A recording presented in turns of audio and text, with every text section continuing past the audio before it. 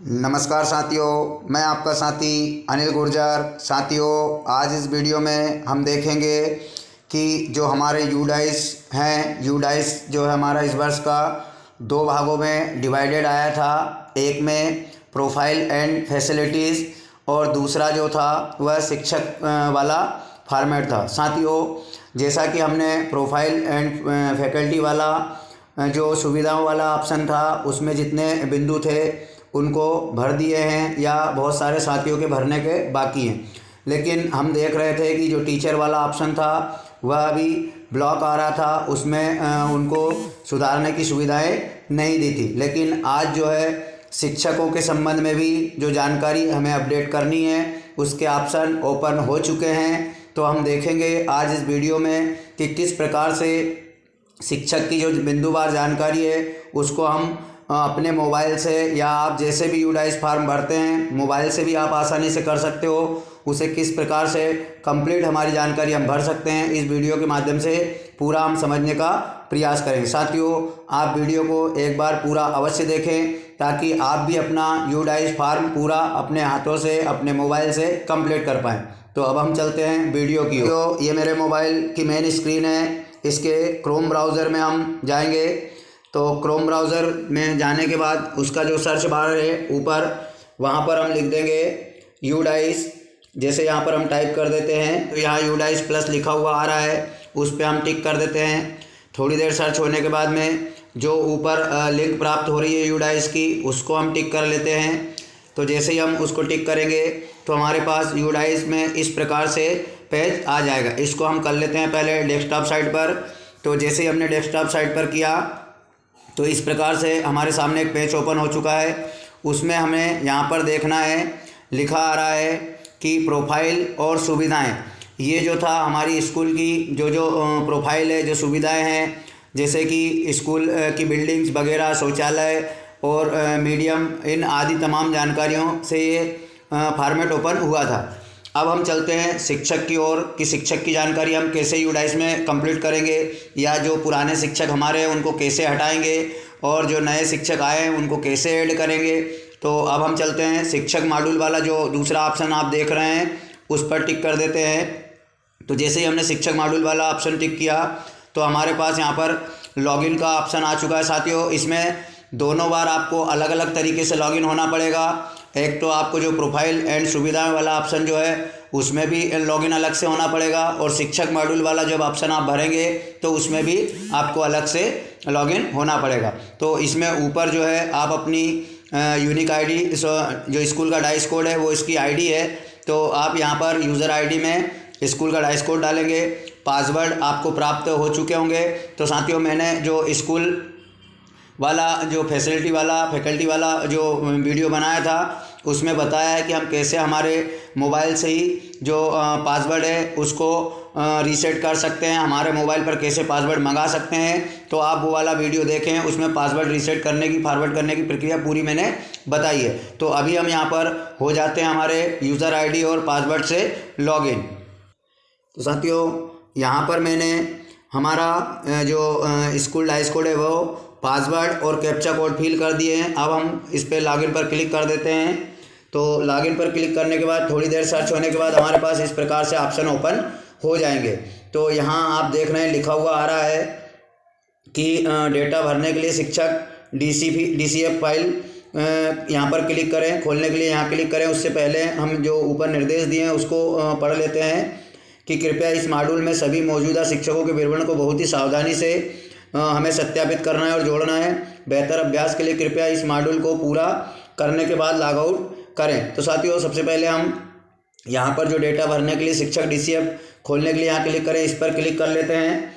तो जैसे हमने इस पर क्लिक किया तो हमारे पास इस प्रकार का इंटरफेस आ चुका है। साथियों, यहाँ पर आ रहा है कि यहाँ पर नियमित शिक्षक 2 है, गैर नियमित शिक्षक 0 आ रहे हैं और गैर शिक्षण स्टाफ भी 0 है।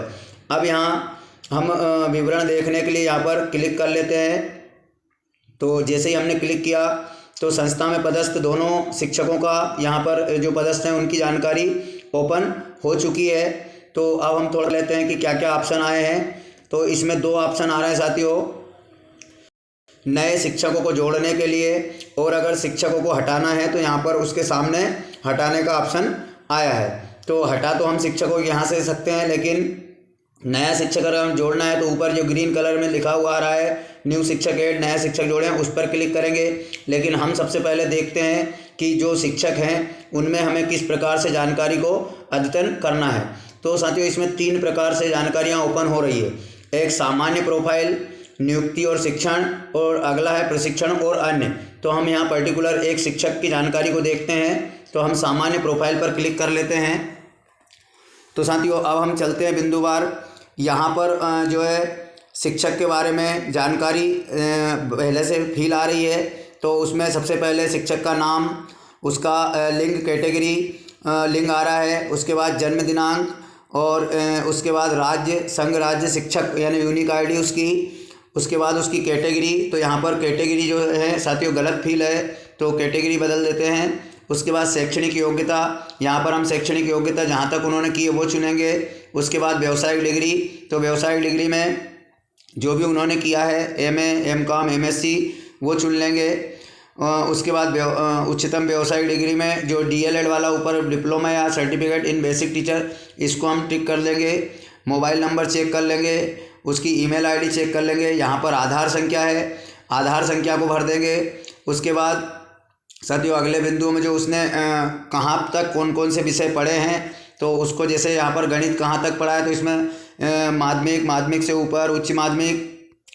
तो इस प्रकार से जो भी लागू हो, जहाँ तक भी उन्होंने जिस विषय को पढ़ा है उसको यहाँ पर बिंदुवार टिक करते जाएंगे। जैसे विज्ञान विषय का आ रहा है, तो विज्ञान में भी जहाँ तक उन्होंने किया है, अंग्रेजी, सामाजिक विज्ञान, भाषा और विकलांगता का प्रकार अगर लागू हो, तो इस प्रकार से उनकी पूरी साथियों हमने यहाँ पर पूरा फॉर्म फिल कर दिया है। अब हम इसको करते हैं अद्यतन यानी अपडेट पर।